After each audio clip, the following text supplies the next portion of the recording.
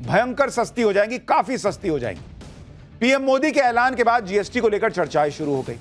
GST में फिलहाल 4 दरें होती हैं, 5%, 12%, 18%, 28%। लेकिन पीएम मोदी के जीएसटी रिफॉर्म्स के ऐलान के बाद कहा जा रहा है कि दिवाली से जीएसटी की सिर्फ 2 रेट रह जाएंगी। जीएसटी से 12% और 28% की दरों को हटा लिया जाएगा और या तो सिर्फ 5% जीएसटी लगेगा या 18% लगेगा। अगर ऐसा होता है तो यह बहुत बड़ी बात होगी, इससे पब्लिक को बंपर फायदा हो जाएगा।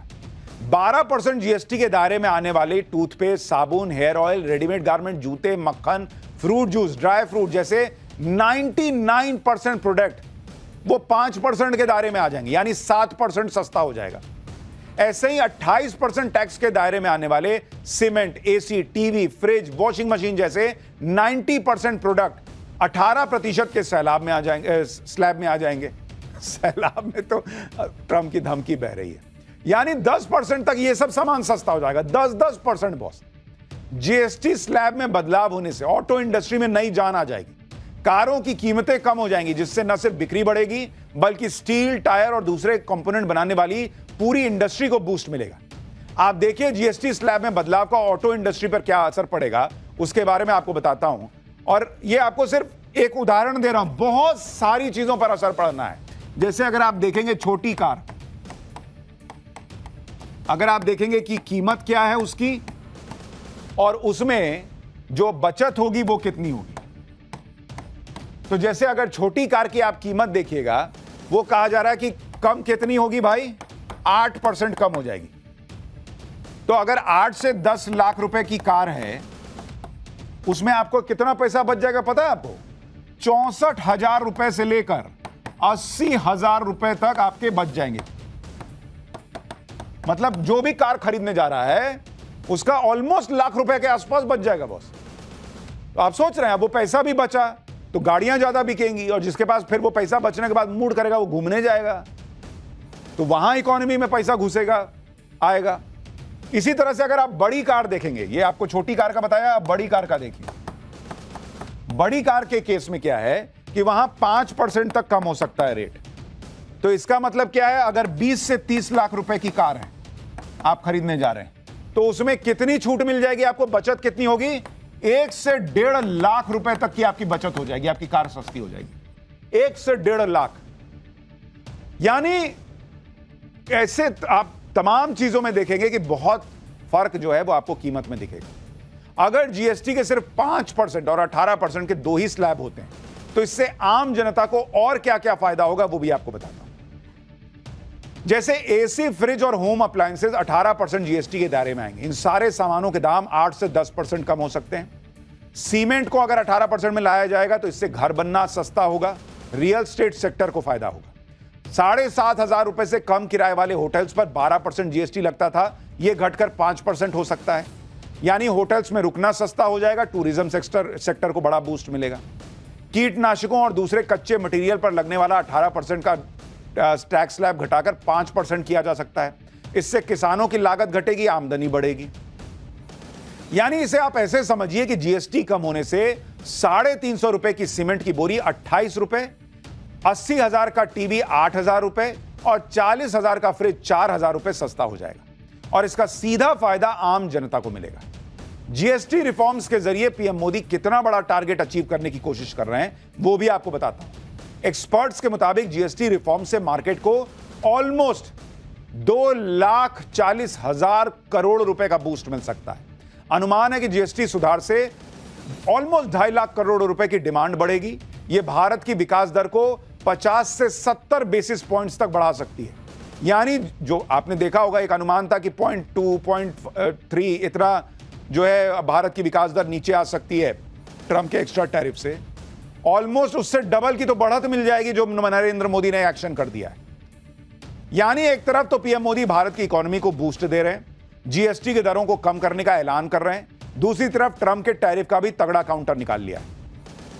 मोदी सरकार 25,000 करोड़ रुपए से एक्सपोर्ट प्रमोशन मिशन शुरू करने का प्लान कर रही है, जिससे भारत के निर्यात को बढ़ावा दिया जा सके और टैरिफ के असर को कम किया जा सके।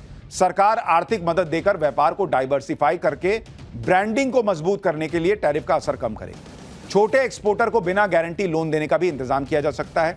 ई कॉमर्स से एक्सपोर्ट करने वाले छोटे एक्सपोर्टर्स को एक तय क्रेडिट लिमिट वाले कार्ड जारी हो सकते हैं। विदेश में माल रखने के लिए वेयरहाउस बनाने और पोटेंशियल मार्केट में एग्जीबिशन के लिए भी आर्थिक मदद दी जा सकती है।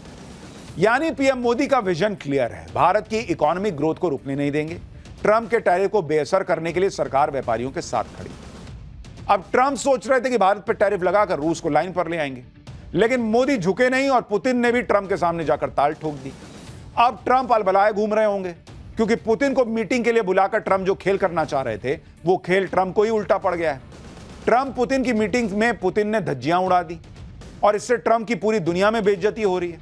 खुद अमेरिका में ट्रंप की खिंचाई हो रही है। अमेरिकी मीडिया भी पुतिन को बॉस बता रहा है और ट्रंप की जो है छीछालेदर हो रही है। अमेरिकी चैनल CNN की वेबसाइट पर रिपोर्ट में लिखा गया है कि पुतिन को अलास्का में वो सब कुछ हासिल हुआ जिसकी उन्हें उम्मीद थी। इसके उलट ट्रंप को बहुत कम सफलता मिली। यह पुतिन की बड़ी जीत है। अमेरिकी अखबार वॉल स्ट्रीट जर्नल ने अपनी रिपोर्ट में लिखा कि चुनाव प्रचार के दौरान पहले दिन युद्ध समाप्त कराने का वादा करने वाले ट्रंप एक अस्थायी युद्ध विराम तक हासिल करने में नाकाम रहे। न्यूयॉर्क टाइम्स पर में छपी एक रिपोर्ट के मुताबिक इस मुलाकात का नतीजा सिर्फ इतना रहा कि ट्रंप और पुतिन दोबारा मिलने पर सहमत हो गए। यानी खुद अमेरिका में ट्रंप की छीछालेदर हो रही है कि इतना मुंह बना के गए तामझाम करते हुए, पुतिन आ रहे हैं तो ऊपर से B-2 बम्बर उड़ा दे रहे हैं, फाइटर जेट खड़े किए हुए हैं, पुतिन उससे घबराने वाले हैं। उल्टा पुतिन ने कह दिया कि अगली मीटिंग के लिए मॉस्को आना, मैं नहीं आऊंगा बार बार। यह मैसेज था। जो डोनाल्ड ट्रंप लगातार भारत को धमका रहे थे, उनका इलाज तो नरेंद्र मोदी ने भारत में बैठे बैठे कर दिया। क्योंकि आप देखिए कि अगर पुतिन ने ट्रंप को धो डाला और ट्रंप के सामने झुके नहीं तो पीछे ताकत भारत की ही थी। आप यह भी याद रखिए कि पुतिन जब ट्रंप से मिलने गए थे तब भी नरेंद्र मोदी को फोन किया था, और जब पुतिन ट्रंप से मिलकर लौट आए तब भी नरेंद्र मोदी को फोन किया है। आज पुतिन और मोदी की फोन पर लंबी बातचीत हुई है, जिसके बाद पीएम मोदी ने ट्वीट किया, मेरे मित्र। अब ये बहुत एक एक चीज जो है ना वो डिप्लोमेसी में इंपॉर्टेंट होती है। उन्होंने मेरे मित्र से शुरू किया, यानी ट्रंप जो सोच रहे हैं कि भारत दोस्ती तोड़ देगा वो नहीं हो रहा। मेरे मित्र राष्ट्रपति पुतिन को उनके फोन कॉल के लिए धन्यवाद। पुतिन ने अलास्का में अमेरिकी प्रेसिडेंट ट्रंप से हुई मीटिंग की डिटेल शेयर की हैं। भारत ने हमेशा रूस यूक्रेन जंग के शांतिपूर्ण समाधान पर अपना रुख जाहिर किया है। इससे जुड़ी सभी कोशिशों के लिए भारत अपने समर्थन को दोहराता है। अब सोचिए, ट्रंप जो वहां से खाली हाथ लौटे हैं, उनके जख्मों पे इस फोन कॉल को सुन के कितना मिर्ची नमक सब रगड़ा गया होगा कि एक तो पुतिन फोन करके मोदी को बता रहे हैं कि हाँ ट्रंप आया था, बात हुई है, और ऊपर से मोदी ट्वीट में लिख रहे हैं कि मेरे दोस्त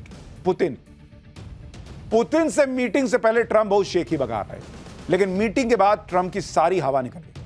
आप इसकी वजह भी समझिए। मुलाकात से पहले ट्रंप कह रहे थे कि रूस को हर हाल में युद्ध रोकना पड़ेगा, लेकिन मुलाकात के बाद ट्रंप ने यूटर्न ले लिया, कह दिया कि सीज फायर करवाना इतना आसान काम नहीं है। जबकि मीटिंग से पहले ट्रंप कह रहे थे कि पुतिन अगर सीज फायर के लिए नहीं माने तो मैं रूस पर कड़े प्रतिबंध लगा दूंगा, लेकिन मीटिंग के बाद ट्रंप ने रूस पर कोई नया प्रतिबंध नहीं लगाया। पुतिन से मीटिंग के करने जाते वक्त जो ट्रंप रूस को यूक्रेन पर हमले का दोषी बता रहे थे, पुतिन से मिलने के बाद यूक्रेन को नेटो की सदस्यता देने से ही इनकार कर दिया, जैसा कि पुतिन चाहते थे। खुद ट्रंप भी कह रहे हैं कि बॉस तो पुतिन ही है। सुनिए जरा। I would like to thank President Putin and his entire team, whose faces, who I know in many cases, other than that, whose faces I get to see all the time in the newspapers. You're almost as famous as the boss. Putin से मुलाकात को Trump ने 10 में से 10 number दिए, जबकि इस मुलाकात में पुतिन ने ट्रंप से अपनी सारी बातें मनवा ली और ट्रंप की सारी धमकियां फेल हो गई। ट्रंप के सामने पुतिन के इस कॉन्फिडेंस की एक बड़ी वजह पीएम मोदी की रणनीति भी है, जिन्होंने ट्रंप के किसी भी प्रेशर में आए बिना रूस के साथ अपनी दोस्ती से जरा भी कॉम्प्रोमाइज करने से इनकार कर दिया। ट्रंप ने रूस से तेल खरीदने की बात कहकर भारत पर 50% टैरिफ लगाने का ऐलान कर दिया, जिसके जवाब में भारत ने रूस से हर दिन 20 लाख बैरल कच्चा तेल खरीदना शुरू कर दिया। जबकि ट्रंप के टैरिफ ऐलान से पहले भारत रूस से प्रतिदिन 16 लाख बैरल तेल खरीद रहा था। ट्रंप को लग रहा था कि वो भारत को रूस से तेल लेने से रोक देंगे तो रूस और भारत के संबंधों में दरार आ जाएगी। ट्रंप ये सोचकर बैठे थे कि अलास्का में पुतिन भारत के खिलाफ बयान देंगे, लेकिन पुतिन ने ऐसा कुछ नहीं किया। मोदी और पुतिन की दोस्ती ट्रंप की चालबाजियों पर भारी पड़ गई। पुतिन के साथ मीटिंग में ट्रंप तो हार गए, पुतिन बॉस साबित हो गए और अब पुतिन के बारे में अमेरिका में बातें बनाई जा रही। चर्चा चल रही कि पुतिन तो ट्रंप से मिलने अलास्का गए भी नहीं थे। माहौल यह बनाया जा रहा है कि पुतिन ने ट्रंप को बेवकूफ बना दिया, उनसे मिलने के लिए अपने बॉडी डबल यानी अपनी डुप्लीकेट को अलास्का भेज दिया था। इस थ्योरी को साबित करने के लिए लोग तर्क दे रहे हैं कि पुतिन चलते वक्त कभी दोनों हाथ नहीं हिलाते, उनका लेफ्ट हैंड हमेशा स्थिर रहता है, लेकिन ट्रंप के साथ चलते पुतिन के दोनों हाथ आगे पीछे स्विंग हो रहे थे। सोशल मीडिया पर लोग दावा कर रहे हैं कि पुतिन ने अलास्का में अपना अच्छा वाला बॉडी डबल भी नहीं भेजा, सस्ता भेज दिया, बल्कि मस्तमौला पुतिन भेज दिया। जबकि पुतिन अक्सर गंभीर मुद्रा में रहते हैं, लेकिन अलास्का में जो पुतिन गया था वो जरूरत से ज्यादा हंसमुख लग रहा था। ये लोग सोशल मीडिया पे दावा कर रहे हैं कि भाई इतना ये व्यक्ति हंस रहा है, ये पुतिन हो ही नहीं सकता, ऐसी शक्लें बना रहा है, ये पुतिन नहीं हो सकता। सोशल मीडिया पे लोग पुतिन की तस्वीरें डालकर असली और नकली पुतिन की पहचान करने में लग गए। पुतिन की मॉस्को वाली और अलास्का वाली तस्वीर में अंतर बता रहे हैं, दावा कर रहे हैं कि ट्रंप से मिले पुतिन के गाल बहुत मोटे हैं, वो बहुत ज्यादा मुस्कुरा रहे हैं, जबकि असली पुतिन कभी ऐसा नहीं करते, वो सीरियस रहते हैं। इसी आधार पर लोग दावा कर रहे हैं सोशल मीडिया पर कि असली पुतिन तो ट्रंप से मिले भी नहीं। बताइए और कितनी बेइज्जती होगी ट्रंप। हालांकि इस दावे को लेकर कोई पुख्ता सबूत नहीं है, ये सिर्फ चल रही है चर्चा। अभी तो पुतिन ने ट्रंप को बेइज्जत करवाया है, अभी तो ट्रंप के साथ एक नया कांड होने वाला है। यूक्रेन के राष्ट्रपति जेलेंस्की अमेरिका पहुंच गए हैं। पुतिन के बाद अब जेलेंस्की के साथ 1-to-1 मीटिंग होनी है ट्रंप की। पिछली बार ट्रंप ने अमेरिका बुलाकर जेलेंस्की की जिस तरह बेइज्जती की थी, जेलेंस्की उसका पूरा बदला चुकाने के मूड में। जेलेंस्की ने ट्रंप को इसका ट्रेलर भी दिखा दिया है। जेलेंस्की से मुलाकात से पहले ट्रंप ने जेलेंस्की को कहा है कि यूक्रेन को क्रीमिया छोड़ना होगा और नेटो में शामिल होने की महत्वाकांक्षा को त्यागना होगा। इस पर जेलेंस्की ने ट्रंप को करारा जवाब दे दिया है और कह दिया है कि युद्ध रुकवाने की एवज में यूक्रेन अपनी जमीन का की कोई अदला बदली नहीं करेगा। यह जेलेंस्की ने क्लियर कर दिया। यानी जेलेंस्की ने रूस के साथ शांति समझौते के लिए ट्रंप की शर्तों को मानने से इनकार कर दिया। अब आप बताइए और क्या बेइज्जती होगी इससे ज्यादा। और आप सोचिए अमेरिका क्या देश है। अमेरिका चाहता है कि उसके कहने पे भारत रूस जैसे दोस्त को छोड़ दे, और यह वो अमेरिका है जिसके बारे में हमने आपको पाठशाला में पहले भी बताया कि यह सिर्फ अपना फायदा देखता है। इराक में घुसा, कुछ सबूत नहीं दिया कि हां वहां क्या हथियार मिल रहे हैं नहीं मिल रहे हैं, वो अपना वहां पर करके सारा हिसाब किताब निकल लिया। अफगानिस्तान बर्बाद कर दिया। और इसी तरीके से इन लोगों ने, हमने आपको पाठशाला में बार बार बताया, उस वक्त जो बाइडेन प्रेसिडेंट थे, ये जेलेंस्की को पंप कर करके लड़ो लड़ो लड़ो करके जो है लड़वाते रहे। पूरी हथियार लॉबी जो है वो अपना सामान बेचती रही, वहां के जो खनिज थे वो अपने हिस्से में कर लिए, अपने जरूरी चीजें, और अब कह रहे हैं कि तुमको नेटो में भी नहीं लेंगे, अपनी जमीन भी दे दो, जाओ। ये है अमेरिका की दोस्ती। इसलिए अमेरिका से उतनी ही दोस्ती सही है जितनी भारत निभाता है भाई। ठीक है, जब अच्छे रहोगे तो अच्छा, बुरे रहोगे तो बुरा। जेलेंस्की के तेवर बता रहे हैं कि इस बार वो ट्रंप की कोई बदतमीजी बर्दाश्त नहीं करेंगे। और इस बार जेलेंस्की अकेले नहीं है, यूरोप के कई नेता भी जेलेंस्की का साथ देने के लिए अमेरिका पहुंच चुके हैं। जेलेंस्की ट्रंप की मुलाकात से पहले ब्रिटेन, फ्रांस, जर्मनी, इटली और फिनलैंड के नेता अमेरिका पहुंचे हुए। इन यूरोपीय नेताओं का मकसद जेलेंस्की के साथ खड़े होकर ट्रंप के सामने अपनी सामूहिक ताकत को दिखाना है। एक्सपर्ट्स के मुताबिक यूरोपीय नेता मैसेज देना चाहते हैं कि ट्रंप के सामने जेलेंस्की अकेले नहीं है। यानी इस बात के पूरे चांस है कि पुतिन के बाद अब जेलेंस्की के साथ मीटिंग में भी ट्रंप की घनघोर बेइज्जती का यह एक इवेंट बन सकता है। लेकिन इस समय दुनिया की नजर दो महत्वपूर्ण बैठकों पर है। ट्रंप और जेलेंस्की के बीच मीटिंग जो है वो होनी है, इस पर दुनिया की नजर है। और दूसरी तरफ कल ही एक और इंपॉर्टेंट मीटिंग होने वाली है।